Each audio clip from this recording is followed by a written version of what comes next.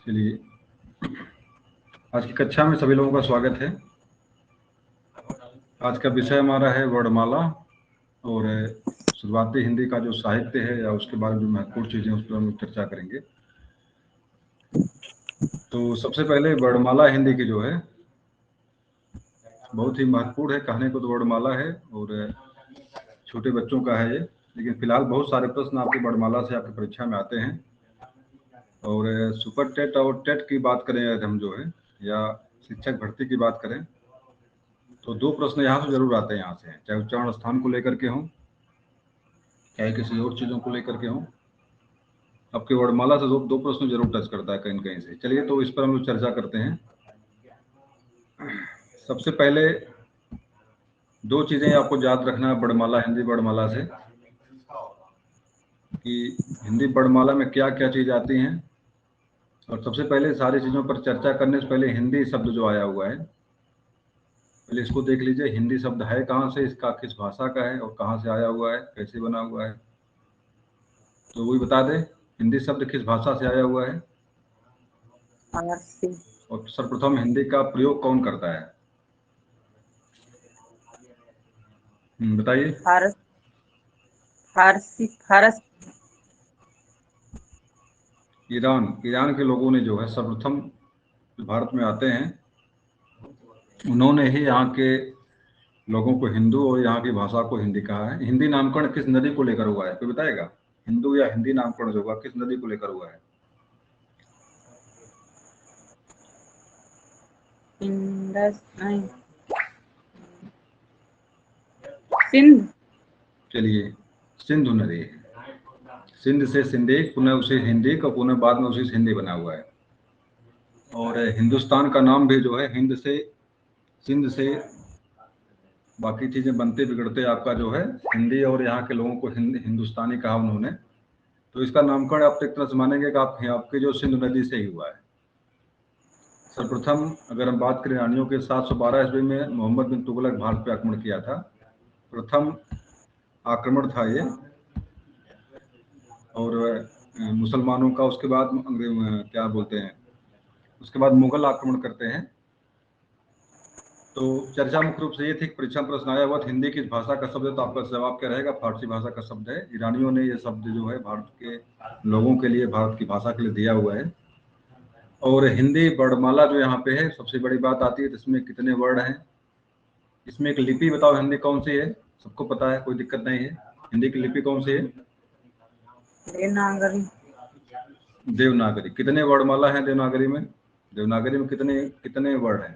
देवनागरी लिपि में कितने वर्डों का उल्लेख है? 52।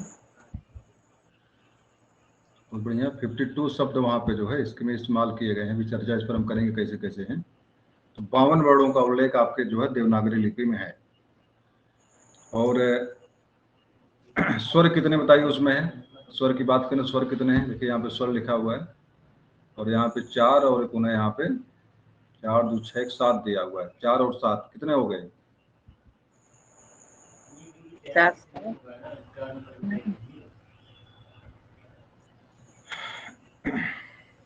11 वर्ड हो गए सारे आपके। तो जो हिंदी वर्णमाला में जो स्वरों की संख्या कितनी आपकी है? 11 है। 11 स्वर आपके हैं। और देखिए व्यंजन पूरा दिया हुआ है। व्यंजन में स्पर्श आपके 25 हैं। 25 व्यंजन आपके स्पर्श के। इसमें देखो दुगुण व्यंजन 2 यहाँ दिया हुआ है। इसको मिलाएंगे संख्या इसकी कितनी हो जाएगी? 27 हो जाएगी। देखिए अंतस्थ आपके 4 हैं, उसमें भी आपके 4 हैं, 4 आपके संयुक्त हैं। और 2 आगत वर्ण यहाँ आए हुए हैं। आगत वर्णों गणना आपके देवनागरी लिपि में नहीं की गई है। अगर हम गणना करें, गिनती करें जो है, हाँ बताइए। व्यंजन में संयुक्त नहीं आएगा ना? 35। नहीं, पूरा अगर वर्णमाला की बात करेंगे, 52 वर्णों की बात करेंगे हम कि देवनागरी लिपि कितने वर्ण हैं, तो सब संयुक्त भी उसमें आपका है, उसमें भी है, हस्त भी है। 44 वर्ड की बात करते हैं, 44 शब्दों के वर्णों की बात करते हैं, तो आपका संयुक्त शामिल उसमें नहीं है। इसको संयुक्त को जब इसमें अंतस्थ, स्पर्श से अंतस्थ और उसमें कोई बात जब हम संयुक्त को जोड़ लेते हैं और 2 उसमें आपके दुगुड़ व्यंजन जो आपके हैं, डा और ढा देखो नीचे सबसे लिखा हुआ है, इनको जब जोड़ते हैं तब जाके आपके 52 बन जाते हैं। तो 11 ये हो गया, और 27 आपका ये हो गया, 25 और 2 27, 28, 29, क्या ना 11 ये 27 है, कितना हो गया, 11 27 कितना हो गया, 37 हो गया, 38, 11 27 आपका 38 हो गया, और 39 40 41 42 43 44 45 46 47 48 49 50, और आपके 2 वर्ड और आपके इसमें है। हाँ देखिए, इसमें से व्यंजन जो आपके हैं, स्वर आपके हैं अंग और है, तो इसका उल्लेख यहाँ पे नहीं किया गया है जी। सर टोटल अंग मिला के और 53। नहीं, 52 वर्णों का उल्लेख देवनागरी लिपि में मिलता है। जो वर्तमान मानक जो आपका देवनागरी लिपि है, वहां पे 52 वर्णों का उल्लेख। 53 कौन से बता दीजिए, 53 वर्ड कौन से हैं? एक वर्ड कौन सा है आपका अलग से? हेलो, एक वर्ड अलग से क्या जोड़ेंगे उसमें? 52 है सर। नहीं, 52 ही की बात मैं कर रहा हूँ, 52 तो हैं आपके, मैं 52 की ही जी चर्चा किया हूँ। 53 की बात नहीं किया, 52 की ही बात किया। 52 वर्ड आपके इस तरह से बनते हैं हिंदी वर्णमाला में। अभी इस पर हम चर्चा पुनः करेंगे कि ये तो मूल स्वर कितने आपके हैं। देखो मूल स्वर ये दिया हुआ है, हर्ष स्वर जो आपके 4 हैं, आ ई उ और री, 4 ये है। आपके मूल स्वर हैं। मूल स्वर, इन्हीं स्वरों के योग, इन्हीं स्वरों के पुनः मिलन से आपके बाकी स्वरों का निर्माण होता है। अभी इसके बारे में चर्चा इसके पहले वीडियो मैंने किया भी था कि बड़ा कैसे बनता है, बड़ी कैसे बनता है, ए आई कैसे बनता है, वो कैसे बनता है। आप जानते भी हैं कि इसे आपके जो दीर्घ स्वर आपके हैं, दीर्घ संधि से बनते हैं। देखिए यहाँ पे देखिए 3 स्वरों का नाम दिया हुआ है। एक स्वर आपका री भी शामिल इसमें है, दीर्घ री भी आता है, गुड़ दीर्घ संधि में आता है। आपका गुड़, गुड़ संधि में ए और ओ बनता है, और वृद्धि में आय और औ बनता है। ये देखिए दोनों आपके वृद्धि में आ जाते हैं। ये ए और आय जो होता है आपका, ये गुड़ में आ जाता है।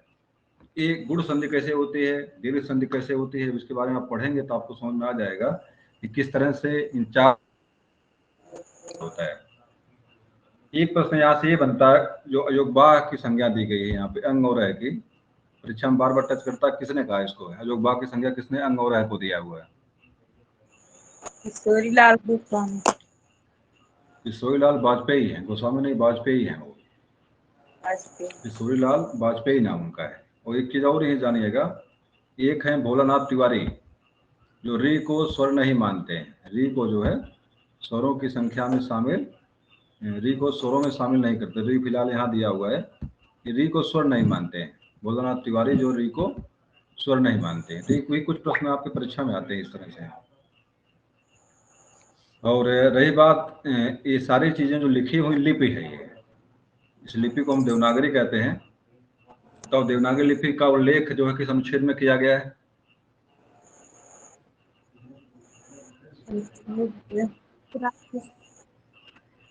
उल्लेख 300 कितना है? 343। सही है, चलिए ठीक है। 343 से लेकर के 352 तक उल्लेख मिलता है हिंदी भाषा के बारे में। कि शुरुआती स्टेज में भाषा और लिपि का जो उल्लेख मिलता है 343 में ही मिलता है। बताओ संविधान का भाग कौन सा है, किस भाग में इसका उल्लेख मिलता है? संविधान के किस भाग में इसका उल्लेख मिलता है?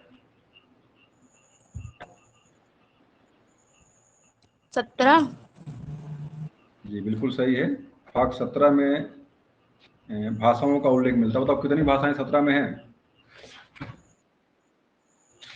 भाग 17 में कितनी भाषाएं हैं? 8 थी पहले से, अब 18 हुए हैं। नहीं नहीं, कोई बताइए और। 17 में, 22। भाग 17 में कितनी? 22 भाषाओं का उल्लेख वहां पे। और शुरुआती भाषाएं कितनी थी? 18। 18 थी, 14 थी? 14। 14 थी, 18 नहीं थी, 14 थी। बाद में उसको हटा, वर्तमान में 22 भाषाओं का उल्लेख वहां पे है।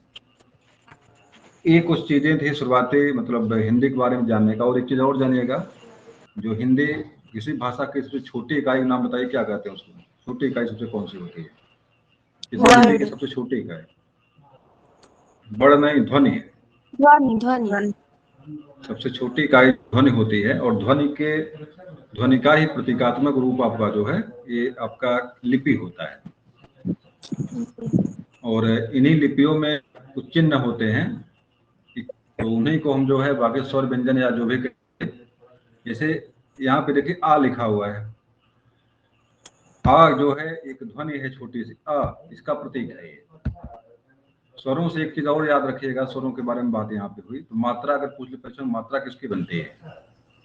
स्वरों को दो रूप में लिखा जाता है, एक तो होते हैं, एक प्रतीकात्मक रूप में छोटे रूप में आते हैं।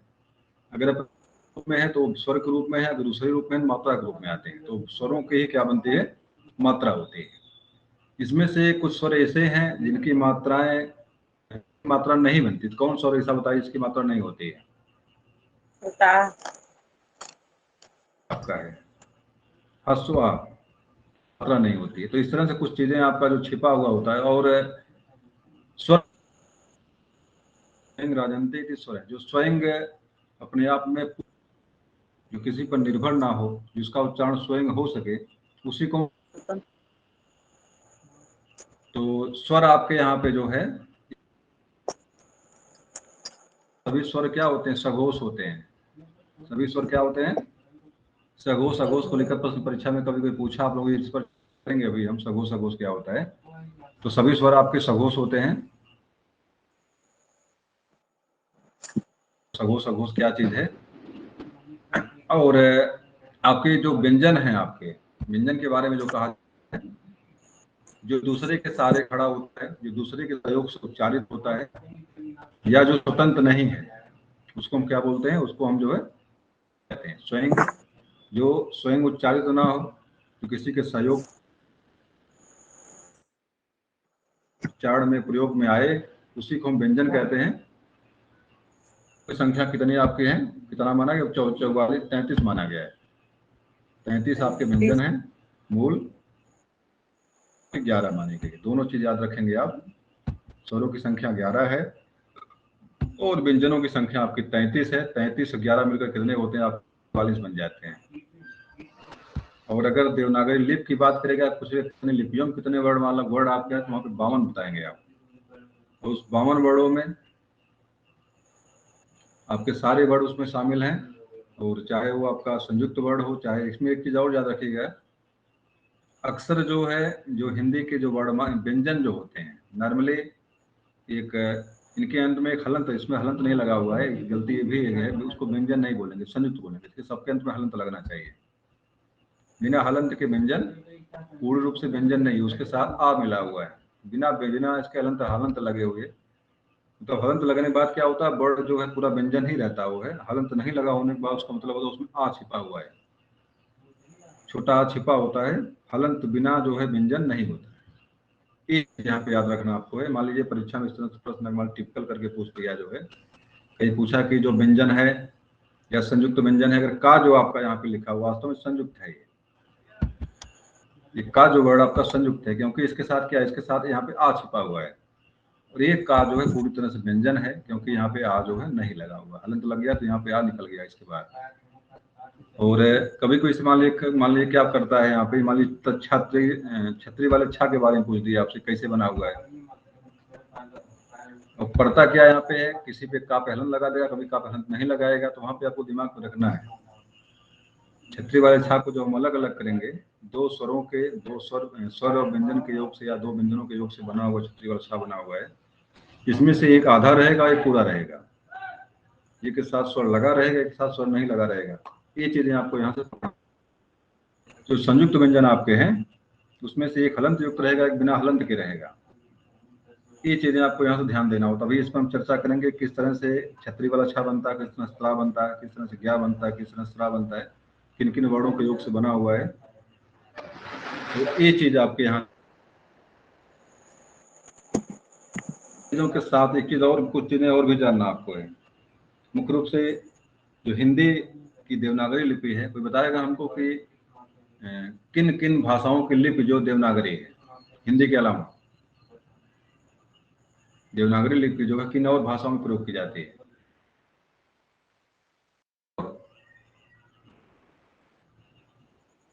प्रश्न मैंने यूट्यूब पे डाला था, वहां पे ये प्रश्न डाला था मैंने कि देवनागरी लिपि का इस्तेमाल कहाँ होता है या किस में नहीं होता है। कोई बता दे। क्या मेरी आवाज मिल रही है आप लोगों को? मिल रही। तो बता दीजिए देवनागरी लिपि का इस्तेमाल और किन भाषाओं में होता है। नहीं पता है? चलिए जान शायद जाइए। महाराष्ट्र वाले में होती है, मराठी वाले में। मराठी, एक मराठी है, सही है बिल्कुल आपका जवाब। और बताइए मराठी के अलावा। मराठी के अलावा आपका संस्कृत है, संस्कृत का भी हाँ, इस्तेमाल देवनागरी लिपि में होता है। ये खरोष्टी ऐसे कुछ करके है, और 3-4 है। संस्कृत के अलावा आपका नेपाली, इसका भी इस्तेमाल देवनागरी लिपि में ही लिखी जाती है, वो लैंग्वेज लिखी जाती है। जैसे हिंदी हो गया, संस्कृत हो गया, नेपाली हो गया, 3 भाषाएं ऐसी आपकी हैं जिसमें देवनागरी लिपि का इस्तेमाल आपके होता है। मराठी, नेपाली, संस्कृत और हिंदी 4 भाषाएं आपकी हैं जिसकी लिपि देवनागरी है। तो परीक्षा में प्रश्न इस तरह से अभी पूछ दिया आपको तो दुविधा में आ जाए। पुनः एक बार महाराष्ट्र की जो है मराठी, और आपके नेपाल की नेपाली, और जो आपके मातृ संस्कृत की जो जननी है संस्कृत, हिंदी की जननी संस्कृत, जो भी इसका भी लिपि कौन सी देवनागरी है, और हिंदी की लिपि देवनागरी है ही बकरे। और ये देखिए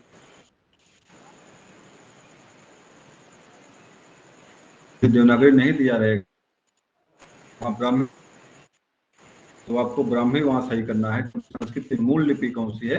ब्राह्मी है।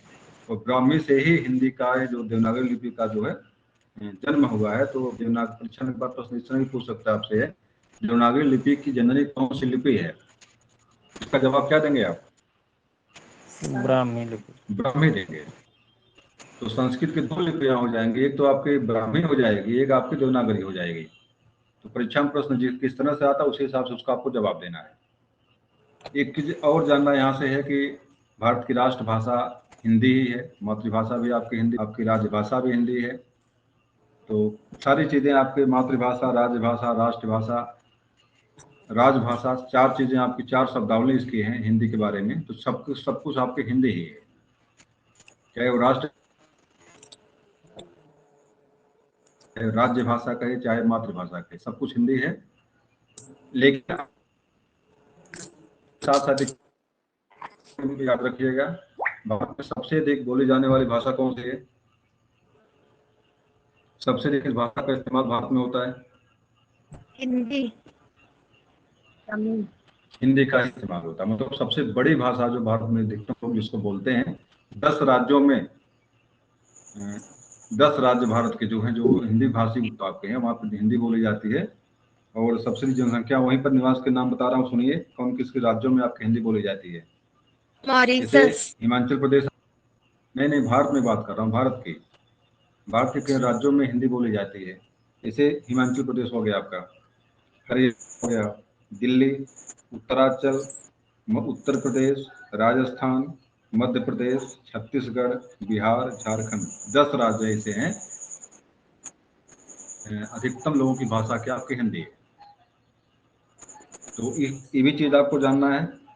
और जो बोली के बारे में पढ़े थे, कितनी बोलियां हिंदी की हैं बता दीजिए कोई हमको तो। 18।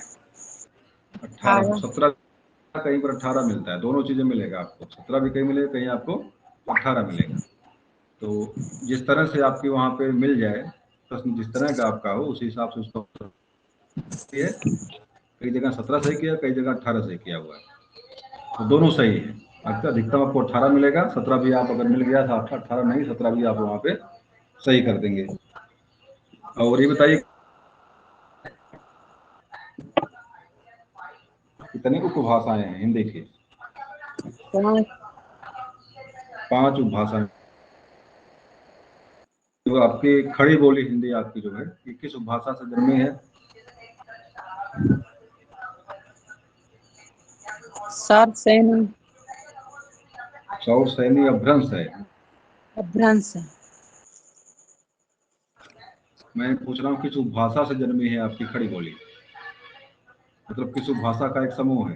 तो इसका जवाब पश्चिमी पश्चिमी।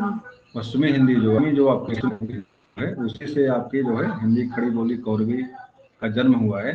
और अगर भ्रंश की बात, भ्रंश की परीक्षा में कई बार आया हुआ है, कौन सा भ्रंश है ये, इसका जवाब क्या दे देंगे आप लोग? भ्रंश की बात करता कर देते हैं।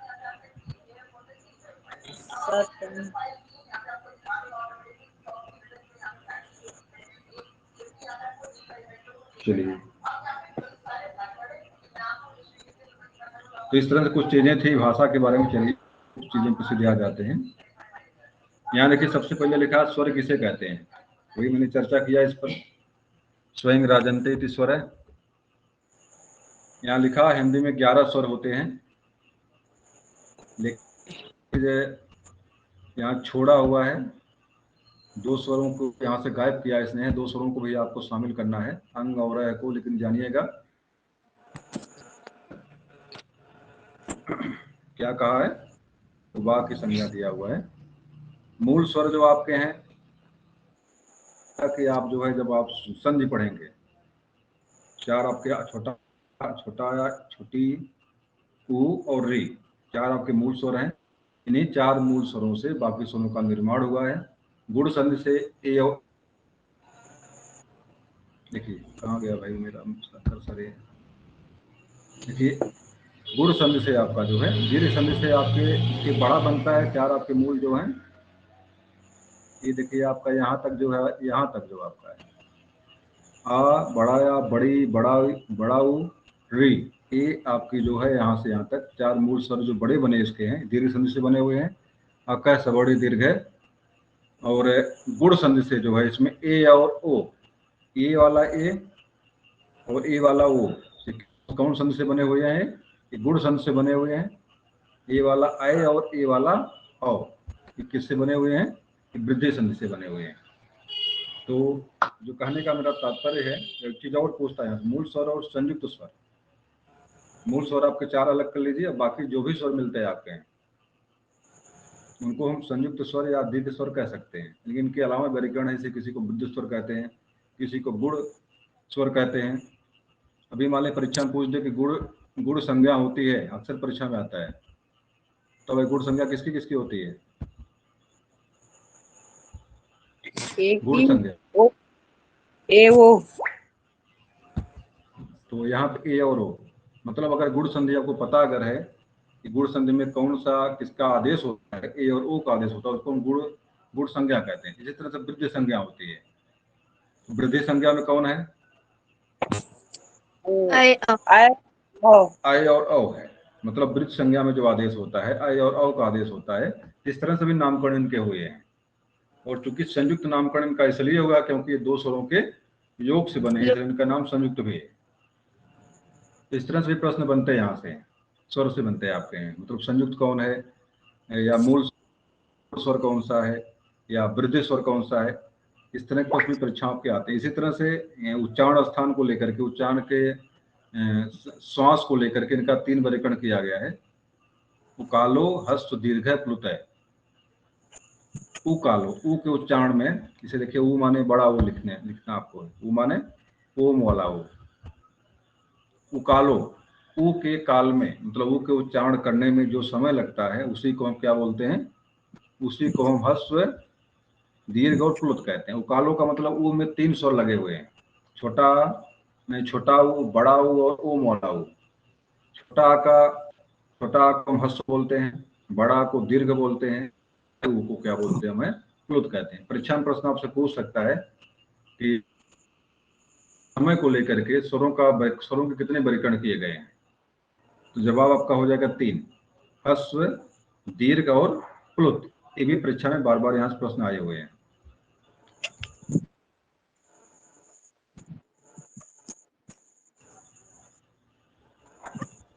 देखिए सारी चीजें वो जो वहां पे वही चीज यहाँ भी दी हुई है, यहाँ पे नहीं जानना है, कुछ चीजें यहाँ दिया हुआ है। अंग और अ को लेकर के देखिए 44 अल्फाबेट है, और 33 आपके यहाँ पे मिला के सारे वर्ड 44 हैं, 33 आपके, सारी चीजें वही हैं।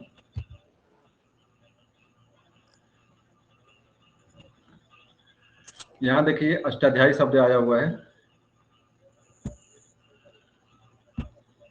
अष्टाध्यायी बताओ किसने लिखा है? पाणिनि। पाणिनि। कितने अध्याय इसमें है? अष्टाध्यायी 8 7 हैं कि 8 हैं? 8 8 अध्याय हैं। और महर्षि पाणिनि ने इसमें लिखा हुआ है, समास कौन सा बताओ होगा इसमें? समास कौन सा है अष्टाध्यायी में? द्विगु समास। संख्या पूर्वे दृगु। अध्याय में लिखा हुआ है कि मतलब स्वरों के, यहाँ पर इसका उल्लेख है ह्रस्व दीर्घ और प्लुतु की चर्चा मैंने की। एक चीज याद रखिएगा, किसी भी स्वर में अगर आ में ही जो है इस तरह से लगा करके लिख दिया जाए सही से करके, तो क्या बन जाता है? ये प्लुत हो जाता है। या आ लिख करके इसके आगे 3 मात्रा 3 लिख दिया जाए तो क्या हो जाता है? इसको हम प्लुत मान लेते हैं। तो 3 मात्रा जिसके हो जाए या 3 अक्षर 3 स्वर कितना जितना जिसमें टाइम लगे उसी को हम जो प्लुत बोलते हैं। तो किसी भी स्वर के साथ अगर 3 जोड़ देते हैं तो वहां पे प्लुत हो जाता है। वो ऐसा नहीं कि ओम ही केवल यहाँ प्लुत यहाँ पे है, ओम के अलावा ऊ में भी आप अगर 3 जोड़ देंगे, अधिक समय लगा देंगे पर संख्या वो वहीं पर वो चीज प्लुत हो जाती है। मतलब जी वहां पे जो है उसका एक समानाक्षर स्वर। ये क्या चीज बताइए भाई, नया चीज आ गया है। समानाक्षर स्वर क्या आपके होते हैं? इसका मतलब ये होता है जब दीर्घ दो समान, दीर्घ स्वर वाले हैं, बिल्कुल जो बिल्कुल, दीर्घ स्वर वाले होते हैं, दीर्घ हाँ में सबके वही जो है समानाक्षर समान। है। और इसका मतलब ये होता है जब समान स्वर, 2 समान स्वर मिलते हैं और उनकी जगह पर उसी तरह के स्वर का विधान जब होता है, जैसे उच्चारण स्थान को लेकर के या बनावट को लेकर जो बराबर होते हैं वो लोग जो है, उनके स्थान पर उसी तरह का प्रयोग होता है, उसी तरह से उसको समान स्वर। जैसे आ, छोटा आ और बड़ा आ, या छोटा आ और छोटा आ के मिलाने से क्या बनेगा? आपका बड़ा आ बनता है। या बड़ा आ में छोटा आ बड़ा आ मिलकर के आपके बड़ा आ का निर्माण करते हैं। तो ये क्या हो गया आपका? आ, छोटा आ, बड़ा आ, सबके सबके आपके हैं समान अक्षर स्वर हैं। बड़ी छोटी मतलब आप जानेगा दीर्घ संधि के जो भी व्यंजन आपके हैं वो सब किस में आते हैं? सभी जो है समानाक्षर स्वरों में गणना होती है। एक संदेशर स्वर होते हैं। ये क्या चीज है भाई? संदेशर क्या चीज है? देखिए यहाँ लिखा हुआ ये है, गुड़ 2 असमान स्वरों के योग से। मतलब स्वर कैसे मिले? असमान मिले। तो वहां पे दीर्घ स्वरों को संदेशवर करते हैं। असमान मिले और दीर्घ हो जाए वो। यहाँ पे गुड़ और वृद्धि दोनों, देखिए ये जो स्वर आपके क्या हैं आपके, ये संध्य स्वर है। फिलहाल इनका उल्लेख बहुत परीक्षा में आया नहीं कभी है, लेकिन जानना चाहिए आपको। 2 असमान स्वरों के योग से जो स्वर बनते हैं उन्हें हम जो संध्य स्वर कहते हैं। संध्य स्वर होता संधि से, संधि के फलस्वरूप बने हुए स्वर। अगले कोई समस्या नहीं, तो पढ़ा आपने, उसको आगे बढ़ते हैं। वृत्ताकार स्वर भाई, जिनकी आकृति वृत्त के आकार की हो, इनको क्या बोलते हैं? इनको हम से ओ हुआ, ओ हुआ के आकार की, इसलिए इनको जो है वृत्ताकार स्वर कहा गया। कोई मतलब नहीं है इनका, परीक्षा में कभी इस तरह प्रश्न आए नहीं है, लेकिन एक बार देख लीजिए, जान जाइए इनके बारे में।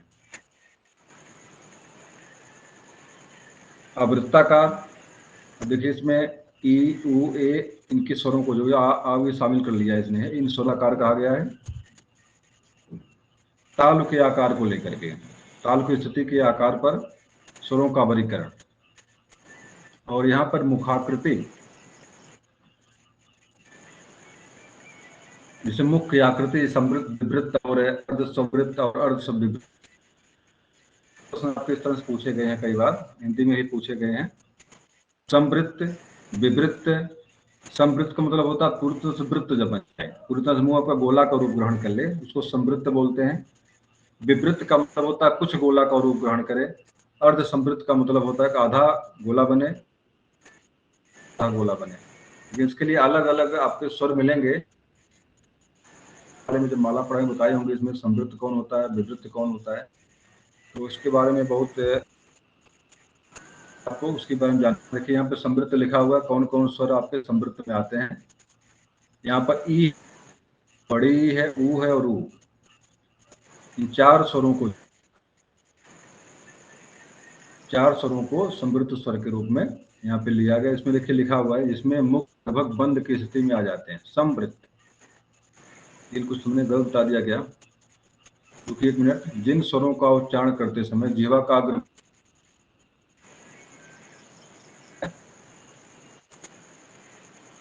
समृद्ध स्वरों का उच्चारण करते समय मानव जीवा का अग्रभाग तालु के अग्रभाग छूता हुआ प्रतीत होता है।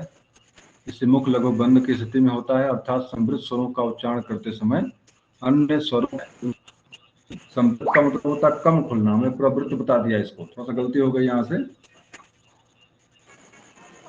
और विवृत्त का मतलब होता है ज्यादा खुलता है, मुंह ज्यादा खुलने की स्थिति में होता है। उसको इसमें यहाँ देखिए हिंदी वर्णमाला में आ को, बड़ा आ को जो विवृत्त माना गया है, बड़ा को विवृत्त माना गया है, और ई, बड़े ई, उ और ऊ को यहाँ पे समृद्ध माना इसने। अर्धवृत्त में आपका ए और ऐ और औ को माना हुआ है इसने, है आ, ए और औ को इसने अर्धवृत्त माना है। और आपका अर्ध समृद्ध में इसने जो है ए और ओ को माना है। मतलब गुण जो आपके हैं ये आपके अर्ध समृद्ध हैं, अर्ध समृद्ध हैं, और विवृत्त में आपका जो है आ, ऐ और औ, मतलब वृद्धि वाले स्वर जो आपके हैं ये अर्ध विवृत्त में आते हैं, और गुण वाले स्वर आपके अर्ध समृद्ध में आते हैं। चलिए, कोई मतलब नहीं इनका है। इसके बारे में बताइए भाई, क्या चीज है ये, कोई बताएगा हमको? अनुनासिक और अनुनासिक में क्या अंतर है?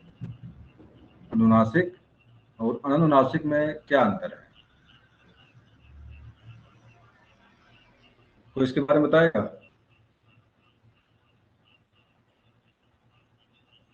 किसी का माइक भाई खुला है कि नहीं, या हमें आवाज हमारी आ रही है कि नहीं आ रही है? आ रही है। क्या किसी को पता है इसके बारे में है कि अनुनासिक क्या होता है और निरनुनासिक क्या होता है? देखिए, शब्दावली से समझिए। पहली बात, जो शब्दावली यहाँ लिखी हुई है, अनु का मतलब होता है मुंह। अनु का मतलब क्या होता है? मुंह होता है। और नासिक का मतलब क्या होता है? नासिका होती है। अनु का मतलब मुख, और नासिक का मतलब क्या होता है? नासिका। इसका मतलब क्या हो गया? जब किसी स्वर का उच्चारण मुख और नाक दोनों से हो, देखिए यहाँ लिखा हुआ है, यदि किसी स्वर का उच्चारण करते समय मुंह वायु मुंह के साथ साथ नाक से भी बाहर निकले, ये चीज देखो यहाँ लिखा हुआ है। इसका मतलब क्या हो गया? किसी स्वर का उच्चारण मुंह और नाक दोनों से हो, उसी को हम क्या बोलते हैं? उसी को हम अनुनासिक कहते हैं। और चंद्रकाठ बिंदी वाले स्वर होते आपके हैं, जिसे यहाँ पे देखो अ, यहाँ पे 3 स्वर लिखा हुआ है, सबके ऊपर क्या लगाया है? चंद्रकाठ बिंदी इसमें लगाया हुआ है। तो चंद्रकाठ बिंदी वाले जो स्वर होते हैं क्या होते हैं? अनुनासिक होते हैं। और देखिए यहाँ पे लिखा निर, निर माने होता है बिना, निर माने क्या होता है? बिना। अब देखिए अनु शब्द यहाँ छिपा हुआ है, अनुनासिक। निर्नुनासिक शब्द निर्धन अनुनासिक से बना, जिसका अर्थ होता है अनुनासिक रहित होता है। जिन स्वरों का उच्चारण करते समय वायु सिर्फ मुंह से बाहर निकलती है, उन्हें निर्नुनासिक स्वर कहते हैं। जैसे आ ई, मतलब इसमें आपके नाक का इस्तेमाल नहीं होता है, केवल मुख इस्तेमाल होता है। उसे हम क्या बोलते हैं? उसे हम निर्नुनासिक स्वर कहते हैं। निर का मतलब होता है बिना, और नुनासिक बिना नासिका वाला। नु अनुनासिक माने बिना नासिका वाला, जिसमें नासिका का प्रयोग ना हो, मात्र मुंह का प्रयोग हो, उसी को हम क्या बोलते हैं? उसी को हम निर अनुनासिक कहते हैं। इसमें आपके सारे स्वर जिसका इस्तेमाल नाक में है, मतलब बिना चंद्रकाठ बिंदी वाले स्वर जो होते हैं आपके इसमें शामिल होते हैं। चलिए, बहुत इंपॉर्टेंट चीज है ये। और आपको 2 चीजें मिलेंगी यहाँ से कि किस वर्ण का उच्चारण स्थान क्या है, कहाँ से बोलते हैं, और वो उच्चारण स्थान है कहाँ पे। स्क्रीन दिख रही है आप लोगों को? अब यहाँ देखिए, ये तो पहले बताओ, उच्चारण स्थान होते कितने संस्कृत में? संस्कृत में कितने उच्चारण स्थान होते हैं? 8 होते हैं। हिंदी में कितने होते हैं? 7 होते हैं। बहुत बढ़िया। हिंदी में संख्या इनकी 7 बताई गई, अंग्रेजी संस्कृत में संख्या इनकी जो है 8 बताई गई। पहली बात।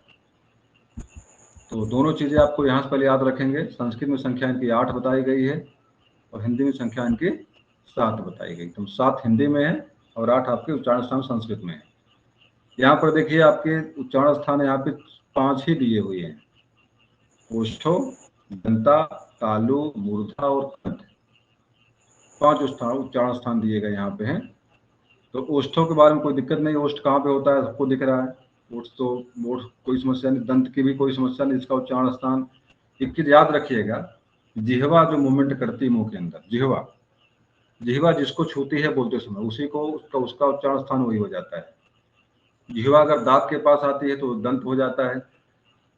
अगर जिह्वा मुंह के पास आने का प्रयास करती है तो अगर ओष्ठ के पास प्रयास करेगी तो ओष्ठ हो जाएगा। अगर जिह्वा जो हवा को मूर्धा के पास भेजेगी तो मूर्धा हो जाएगा। जिह्वा अगर ताल को स्पर्श करेगी, देखिए जिह्वा हर जगह टच नहीं कर पाई, यहाँ पे आ गया, क्या जिह्वा यहाँ तक आएगी? कंठ तक जिह्वा पहुंचेगी? नहीं पहुंचेगी। लेकिन स्वर तंत्री कंठ वाली जो होती है उत्तेजित कहीं होती है हवा के द्वारा, तो उच्चारण स्थान आपका वह हो गया। लेकिन मुंह के अंदर जिह्वा जहाँ तक मूवमेंट जिह्वा कर पाती है, इसे दांत तक पहुंचती जिह्वा है, तालु तक पहुंचती है, मूर्धा तक ऊपर उठने का प्रयास, पीछे जाने का प्रयास करती है। ये सारे जो है जिह्वा के मूवमेंट है। यहाँ पे तालु तक पहुंचती है जिह्वा, ऊपर तरफ उठती है, वहां पे ई बोलोगे, बड़ा सा बोलोगे, ता बोलोगे तो सब जिह्वा जो ताल को स्पर्श करेगी। अगर आप ता था दाधा बोलोगे जिह्वा आपके दांत की तरफ आएगी। नहीं, क्या नाम है, अस्तु। तो तालु का दंत का उच्चारण स्थान क्या है? दंत का मूर्धा। दंत का मूर्धा है। चलिए हाँ, जरा संस्कृत बता दीजिए। तो तालु का बताइए, सूत्र क्या है तालु वाला? इचु ऐसा नाम ताल। चलिए अगला बता, अगला कोई कितने लोग जुड़ा, अगला कोई बोलेगा या मूर्धा बता दीजिए। मूर्धा का कोई ऋतु रसा मूर्धा। जो एक बार कितने लोग जुड़े हैं भाई? मैं देख नहीं पा रहा हूँ आप लोगों को। 2 लोग जुड़े हैं, 3 लोग जुड़े हैं, 4 लोग हैं? चार हैं सर, 2 हम हैं, कुसुम केवल हैं 2 लोग, और कोई नहीं रह गया है। 2 तो आप ही का है। हाँ 2 तो हमारा, 3 लोग जुड़े हुए हैं। चलिए तो मूर्धा का मतलब हो गया ऋतु रसाना मूर्धा। कंठ आपका यहाँ पे है, तो कंठ का मतलब क्या हो गया? आपको दुनिया नाम कंठा और हा का उच्चारण स्थान कंठ है। दंत का उच्चारण स्थान क्या हो जाएगा? दंत का राममूर्ति जी बताइए, दंत का उच्चारण स्थान मूर्धा है। लिट लसाना। किसका मूर्धा है? नहीं पढ़ रहा लग रहा। लितु लसाना दंता लिट लसाना। लिटु लसाना। हाँ ओष्ठ का है नाम मूर्धा दंता हो। बताइए ओष्ठ का कौन होगा? उपधमानी या नाम ओष्ठ है, बिल्कुल सही है। और कंठ दिशा उच्चारण मिक्स वाले आएंगे, 2 वर्डों का उच्चारण स्थान एक ही होगा। तो बताइए, इसे आपका हो गया वकारस का वाका, वकारस दंतोष्ठ है। और इसमें कुछ ए और ऐ और ओ और ओ, तो कंठ तालु, कंठ तालु, तालु और उदयतो कंठ है, ओष्ठ है। इस तरह से इसका उच्चारण स्थान बन जाता है अलग अलग तरीके से। मतलब उच्चारण स्थान मुख्य रूप से 7 आपके हैं, 7 के अलावा भी कई उच्चारण स्थान भी 2 और जुड़ जाते हैं इसमें। तो आपका पूरा उच्चारण सी अलावा देखिए वे अमगणना नाम है नासिका। आपके पंचमाक्षर जो आपके हैं, अभी उसके आगे मिलेगा पंचमाक्षर, जो उनका उच्चारण स्थान जो है नासिका है।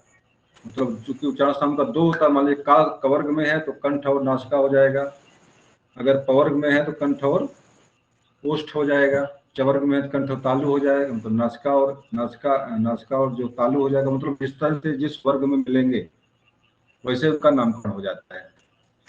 अगले पे आ जाइए। देखिए संस्कृत में यहाँ पे साफ साफ लिखा हुआ, इसलिए मैंने इसको खोज के डाला यहाँ पे है। तो मैंने कहा कि संस्कृत में 8 होते हैं, तो जो कि सूत्र यहाँ लिखा हुआ है, कौन कौन से उच्चारण स्थान 8 संस्कृत में है उसको देख लीजिए यहाँ से। अच्छा,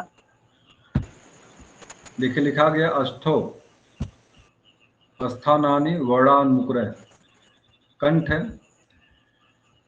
शिरस्था जिह्वा मूलस्य दंतास्य नासिका ओष्ठौ च तालु, ये आपके जो है 8 उच्चारण स्थान है। अब देखिए वो यहाँ स्थान दिया हुआ है, यहाँ देखिए उर दिया होगा, उर माने हृदय होता है। अब इससे इसका उच्चारण स्थान तो आपके हिंदी में नहीं मिलेगा आपको, बाकी के उच्चारण स्थान आपको मिलेंगे। और यहाँ देखिए जिह्वा मूल भी दिया हुआ, जिह्वा मूल भी, हम बताइए ठीक है। आवाज नहीं आ रही क्या? नहीं, स्क्रीन गायब हो गई थी, आ गई। चलिए, तो कंठ है, तालु, मूर्धा, दंत, ओष्ठ और नासिका, 6 उच्चारण स्थान जो आपके हैं। जिह्वा मूल को भी, जिह्वा मूल भी मान लीजिए, जिह्वा मूल उसके हिंदी में नहीं है। उर जो है आपको हिंदी में उर वाला नहीं मिलेगा, आपका ये नहीं मिलेगा, लेकिन बाकी उच्चारण स्थान आपके हिंदी में भी हैं और संस्कृत में भी आपके मात्र एक स्थान जो उर जो यहाँ पे है, ये जो है आपका उच्चारण स्थान आपके हिंदी में नहीं है, संस्कृत में मात्र इसका है। लोग नहीं कहते दिल से बोल रहा है एकदम, है हृदय से बोल रहा है, आवाज हृदय से निकल रही है ये। अब इसका उच्चारण स्थान फिलहाल फीलिंग वाली बात है ये, लेकिन इसका उच्चारण स्थान कहीं पर जो है प्रयोग में नहीं आता, दिखता नहीं कहीं है। तो इस तरह से आपके अगर हिंदी संस्कृत की बात करेगा, जानिएगा आप, हिंदी में इसका उच्चारण स्थान 7 है, संस्कृत में उसका उच्चारण स्थान आपके जो है 8 है। यहाँ देखिए, अब सूत्र देख लीजिए, आपके 10 सूत्र बनाए गए हैं उच्चारण स्थान को लेकर के। इसकी व्याख्या बहुत नहीं करनी, सबको पता है, 2 लोग जुड़े सभी लोग जानते हैं। अपू विसर्जनीय नाम कंठ है। अब प्रश्न कैसे आ सकते हैं यहाँ से जानना आपको, प्रश्न परीक्षण कैसे यहाँ से पूछा जाते हैं। मान लीजिए दे दिया कि अपू विसर्जनीय नाम कंठ है, सूत्र के शामिल वर्ण है या नहीं है, सूत्र में शामिल वर्ण नहीं है। प्रश्न आपके इस तरह से बनते हैं और सीधे सीधे बन जाते हैं। इसमें आपके उच्चारण स्थान वाले, कंठ उच्चारण स्थान वाले 3 वर्णों को देगा, एक वर्णों को इसमें से दूसरा उठा के डाल देगा। तो आपको जानना रहेगा आ का मतलब आ है, कु का मतलब पूरा कवर्ग है। अगर मान लीजिए पता नहीं अगर है, जानिएगा कु का मतलब क्या, पूरा कवर्ग है। और हा शब्द यहाँ पे है, हा आपका जो है जो आपके अंतस्थ आ क्या नाम है, सा सा हा उसमें वर्ण जो आपके उसमें से आया हुआ है। और विसर्ग, विसर्जनीय, जो विसर्ग आपका है इसका भी उच्चारण स्थान कंठ आपका होता है। तो ये 4 चीज यहाँ दिया हुआ है, इनका उच्चारण स्थान कंठ है। इच्छान तालु, ई और पूरा चवर्ग, या और बड़ा सा, ये उच्चारण स्थान तालु इनके हैं। रेटु स्थाना मूर्धा, रे और टवर्ग, र और खट्टी सा और रा, इनका उच्चारण स्थान मूर्धा है। और लितु लसानाम दंत, उपु मध्यमनिया नाम ओष्ठव, हम गणना नाम नासिका। ये देखिए परीक्षा में ये महत्वपूर्ण आपके लिए पंचमाक्षर जो आपके हैं, ये कवर का इया, अंगा, और तवर का इया और तवर का दा, इस तरह करके जो है 5 आपके अक्षर जो है उनका उच्चारण स्थान नासिका है। लेकिन नासिका उच्चारण स्थान केवल नहीं इनका है, भी याद रखिएगा। मान लीजिए अगर आपको जो है इया दे दे, या मान लीजिए आपको अंगा दे देता, ये दे देता आपको, तो इसका उच्चारण स्थान तो इसमें आता है। इसका उच्चारण स्थान क्या है? क्या उसके क्या मात्र नासिका से उच्चारित होता है? लेकिन हाँ, यहाँ पे जो सूत्र जो यहाँ पे है, सूत्र के अनुसार नासिका ही उच्चारण स्थान इसका है। सूत्र के अनुसार मेरी आवाज मिल रही है ना? जो सूत्र लिखा है अमगणना नाम नासिका, इसके सिद्ध करता है कि इसका उच्चारण स्थान नासिका ही है। चाहे भले, देखिए एक चीज और यहाँ ध्यान दीजिएगा, आवाज कट रही है सर, ये आवाज कट रही है। कुसुम आवाज मिल रही है हमारी? हाँ, आवाज आ रही है। चलिए नेटवर्क प्रॉब्लम कुछ हो गई। अब देखिए यहाँ पे कु लिखा हुआ है, कु, उ का मतलब क्या होता है? पूरा कवर्ग होता है। उ का मतलब क्या होता है? पूरा कवर्ग। तो इसमें का, खा, गा, घा, अंगा, इसमें अंगा भी शामिल यहाँ पे है। मतलब अंगा आपका कु में भी शामिल है और अंगा आपका जो नासिका में भी शामिल है। तो अगर मान लीजिए परीक्षा में प्रश्न आपको दे ही दे इस तरह से कि अंगा का उच्चारण स्थान क्या होगा, तो यहाँ पर नासिका में भी आपका वर्ड है और कंठ में भी वर्ड आपका ये, तो इसका उच्चारण स्थान कंठ और नासिका दोनों करेंगे। अगर नासिका केवल दिया तो नासिका सही कर देंगे, कंठ नहीं दिया तो कंठ सही कर देंगे। दोनों दिया हुआ है कंठ और नासिका, तो आप कंठ और नासिका दोनों सही करेंगे। इस तरह से इसके बारे में थोड़ा दुविधा मन में अगर है तो हटा लीजिएगा यहाँ से। एकमात्र वर्ड ऐसा है जो कि संयुक्त नहीं है, उसका उच्चारण स्थान 2 है हिंदी में, तो वह आपका है वकार से दंत ओष्ठ है। वा का उच्चारण स्थान जो है दंत और ओष्ठ दोनों होता है। एक ही वर्ड मात्र हिंदी में है जो संयुक्त भी नहीं है, फिर भी उसका उच्चारण स्थान 2 है। तो वह वर्ड है वह व्यंजन है वह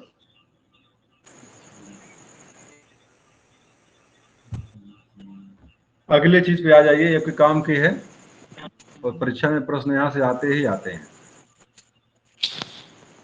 अघोष सघोष को लेकर के और अल्पप्राण और महाप्राण को लेकर के।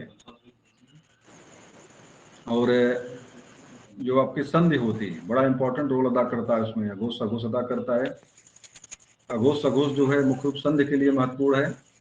अल्प प्राण महाप्राण आपका जो है उच्चारण की जो जो वर्ड है क्या बोलते हैं, जो परीक्षा प्रश्न आपके आते हैं अल्प प्राण महाप्राण को लेकर, वहां के लिए महत्वपूर्ण है। तो सबसे पहले चर्चा अघोष और सघोष पर करिए कि अघोष क्या है, सघोष क्या है। बताएगा अघोष किसे कहते हैं, अघोष का मतलब क्या होता है?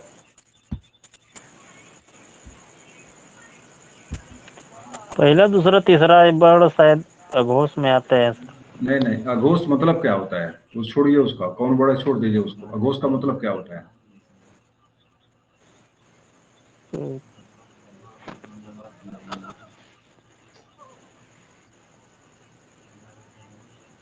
और सघोष का मतलब क्या होता है? चलिए छोड़िए इसको। मीनिंग नहीं मालूम सर। बताइए अल्पप्राण महाप्राण माने क्या होता है? अल्प प्राण क्या है, महाप्राण क्या है?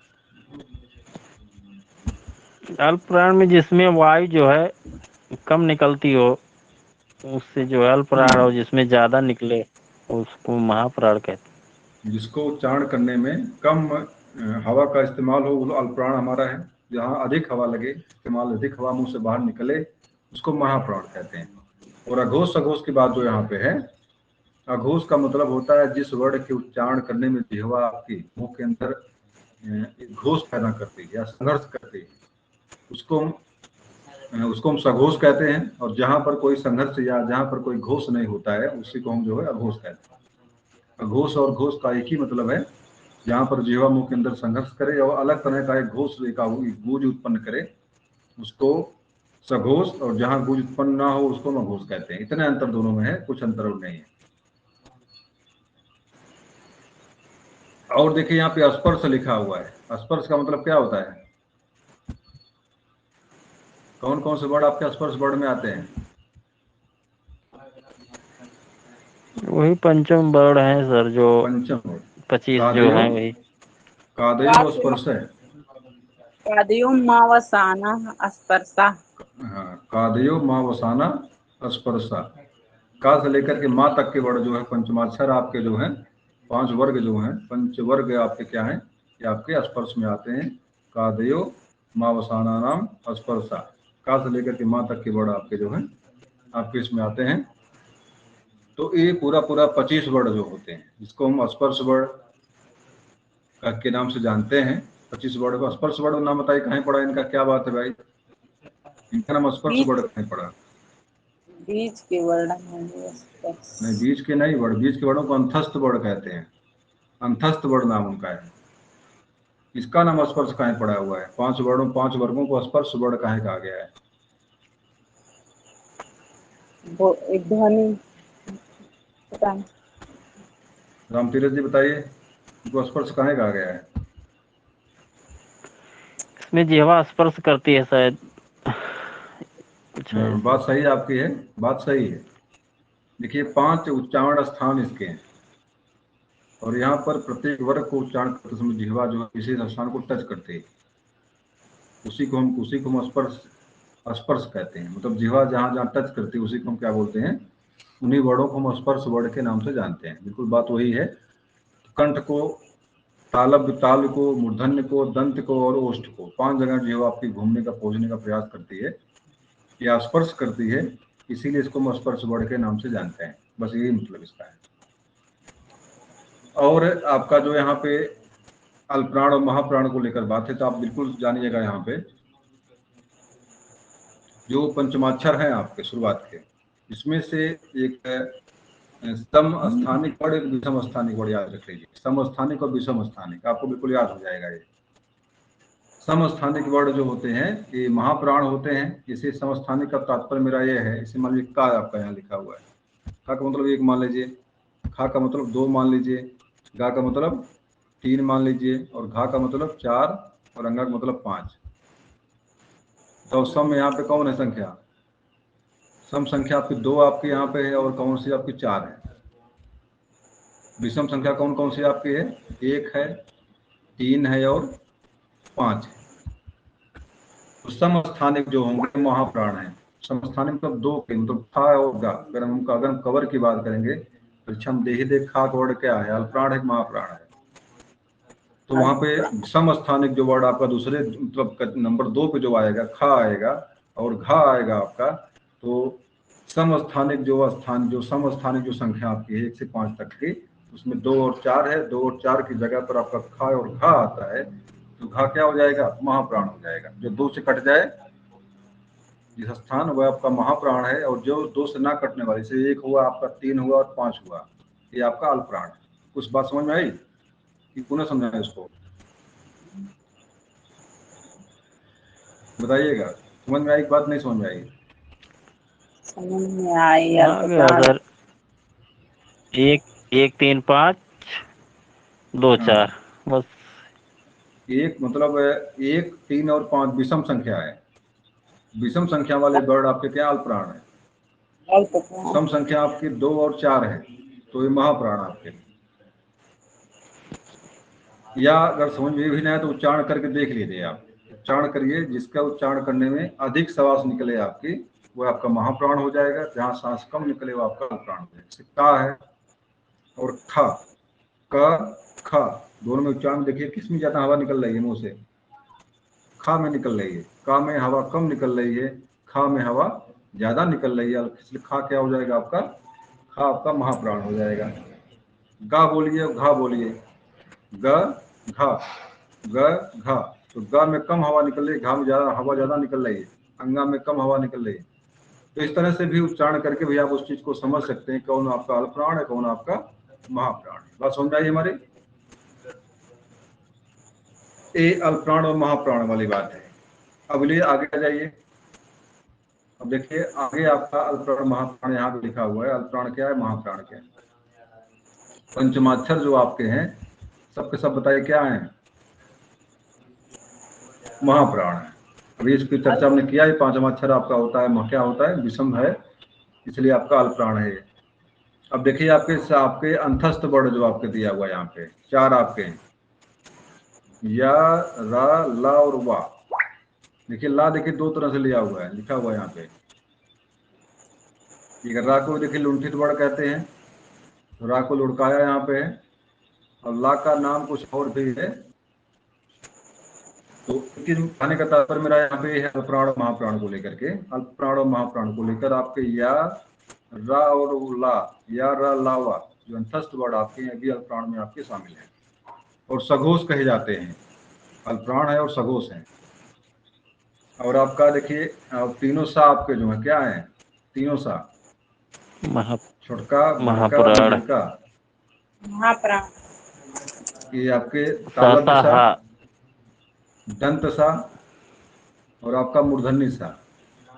तालव्य सा माने जिसका उच्चारण स्थान तालु से होता है उसको तालव्य सा बोलते हैं, बड़ा सा में आता है। जिसका उच्चारण स्थान मूर्धा से हो उसमें खट्टी सा है। जिसका स्थान दांत से हो, दंत सा, छोटका सा। ये तीनों का उच्चारण स्थान आपका क्या है? उच्चारण संख्या मान क्या हवा को लेकर महाप्राण है। इसमें से एक बाहर निकलता है और वो हा आपका है, हा भी आपके महाप्राण में शामिल है। और लेकिन एक ही अंतर क्या इसका है, ये तीनों आपके अघोष हैं, सा सा और सा, तीनों सा अघोष हैं, लेकिन ये किस में आता है आपके हैं, ये आपके सघोष में शामिल हो जाता है करके यहाँ आकर के हा वाला। महाप्राण तो ये भी है यहाँ आकर के तीनों के साथ, सा सा और तीनों सा के साथ हा भी महाप्राण है, लेकिन साथ में क्या सघोष है। थोड़ा सा एक टिपिकल बनाया हुआ है ये, लेकिन महत्वपूर्ण है आपके लिए, थोड़ा सा शार्ट में बनाया, टिपिकल बनाया है, थोड़ा सा इसकी साड़ी जो है टिपिकल है।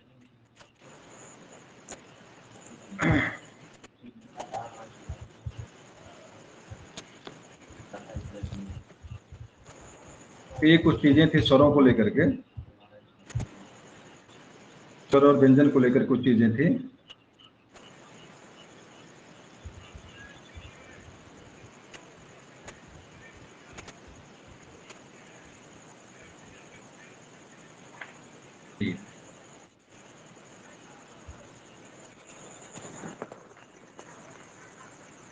कुछ लेट भी हमको हुआ था आज क्लास स्टार्ट करने में। अरे तो सर अभी तो बनाना और खाना पड़ेगा आपको। नहीं बना खा इसलिए लेट हुआ क्योंकि पहले हम लोग कार्यक्रम कर लिया आज इसको। चलिए तो ठीक है। हाँ ठीक है। तो क्लास को आज यहीं बंद करते हैं, कल से हम लोग पुनः मिलेंगे। चलिए ठीक है सर।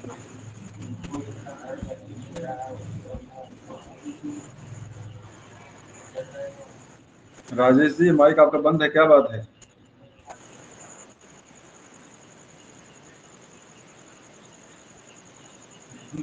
राजेश मोड़ जी। हाँ सर। लेट जुड़े हैं सर लेट हो गया था आज, बैठा था लेकिन कुछ और पढ़ने लगा, भूल गया। चलिए ठीक है, कुछ प्रश्न आपके हम ज्योग्राफी से पूछते हैं अब, क्योंकि हमारे पास समय है, कोई समस्या नहीं है, 2-4-10 मिनट और वो रुक सकते हैं। जवाब देते जाइए आप लोग।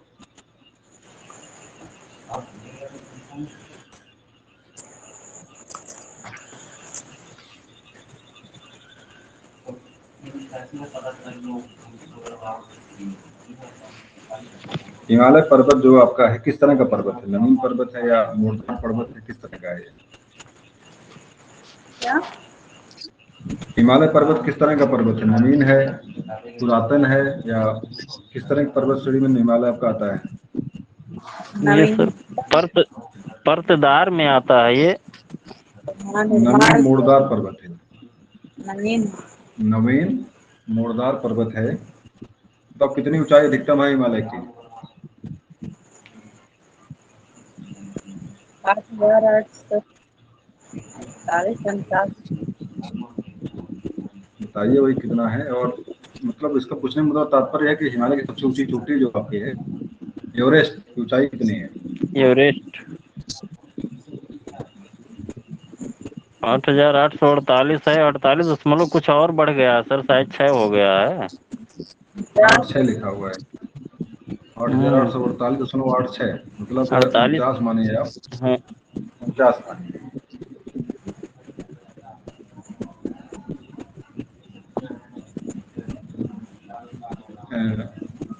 तो भारत की सबसे ऊंची चोटी कौन सी भारत की है?